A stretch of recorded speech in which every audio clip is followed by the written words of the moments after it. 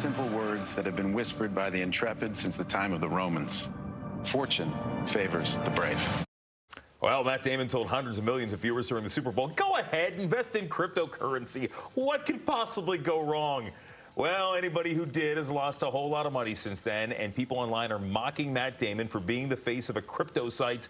But, Marina, a lot of celebrities did these ads, so is it fair to blame them now that crypto value went way down? Give me a break. People love to point the finger, and they cannot accept that this is a free market, that this is what we do. Are we going to go down, find McDonald's and Coca-Cola and Marlboro and everybody else who has done some sort of wrong in the world or potentially and caused health issues, et cetera? Stop it. It's a free market. Crypto's a thing. People invested. A lot of people made a lot of money. Yeah. A lot of people lost a lot of money. That's why it's called an investment, and it's called volatile, which is what it is. What do you think, Elise? What I think is investments are great, but the best investment is yourself. If you have money to invest in somebody else, invest in yourself. Start a business.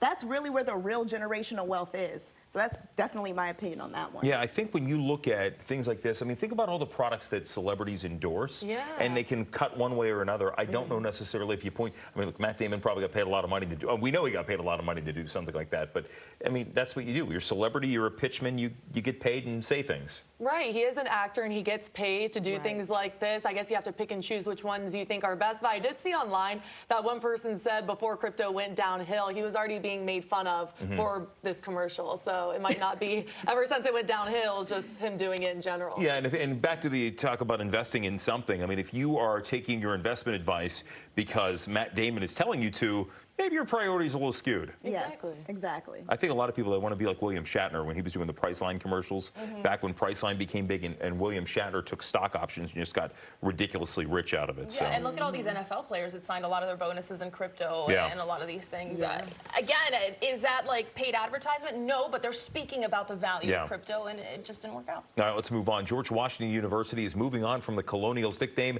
They're going to change to a new one, whatever it is, by the start of the 2023 academic year. The school says the Colonials name no longer unifies the campus and brings the community together. So, at least we've seen some nickname changes before. Colonials, is that one that needs to be changed? I think let it go, man. I mean, like, I don't think it really needs to be changed. I think that's a piece of history.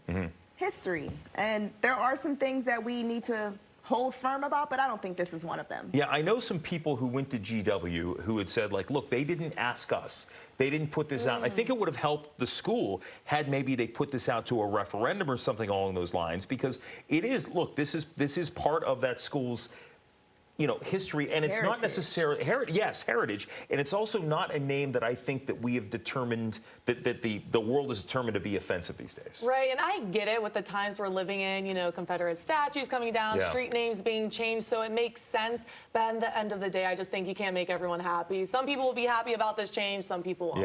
Right. Yeah, I'm siding with Elise here. I think that we've come to a point now where a lot of these things, and I don't even like using this word, but it is truly performative. It is just for the PR sense, to get it out there. We're doing, if you really want to enact change and want to say we have erred and we're going to change what we're doing, then you actually go back, you dig deep, and you find a solution to problems that you cause. This is PR, and all it's going to do is let's sell more jerseys, let's sell more shirts, let's sell more notebooks so that we can change, because nobody's buying the old Colonial stuff. But now with the new name and the new mascot, we're going to make money. So really it only benefits one person and one organization in this case. I think it's going to be fascinating to see as students come back to campus for the next school year to see what the response is to this once they get onto campus and once they start rolling out this student body. process. Let them choose. Yes, They're let the them Colonials. vote about that part. Yeah, something like that for sure. We're getting a better idea of what could be the future of flying coach. Double-decker airplane seats. Oh, yeah. Take a look at this. One row above the other. The designer says he's been getting investors and speaking with airlines and manufacturing companies. Top row passengers really wouldn't be able to stand up. They'd have to kind of shuffle their way in and out. The bottom row would be able to stretch out their legs.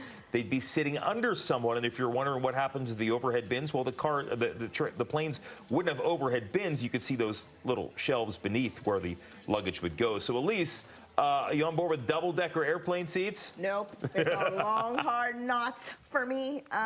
We just got back to like normalcy, right? Yeah. I think that that's a bit much too fast. And why would you want to go on an airplane where you like, and you got leg room only, got elbow room for this section? That's, no, no. I've flown way too much low cost. There's no much lower that I can go. I'm not doing this. I do not want your butt in my face. I know what people do. It smells in there. I don't even want to think about the flatulence that I have to now like be right under.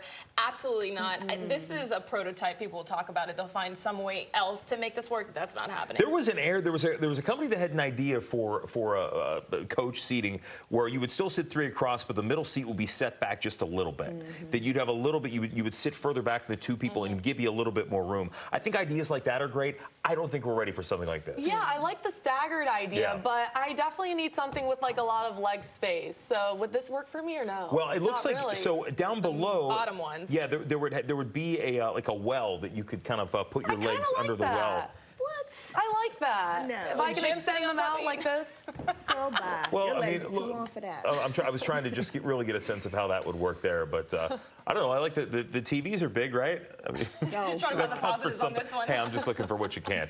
All right, coming up next, we're going to talk about me time, carving out part of the day just for yourself, and how nobody seems to do it enough. And we come right back here on Fox 5's Like It or Not.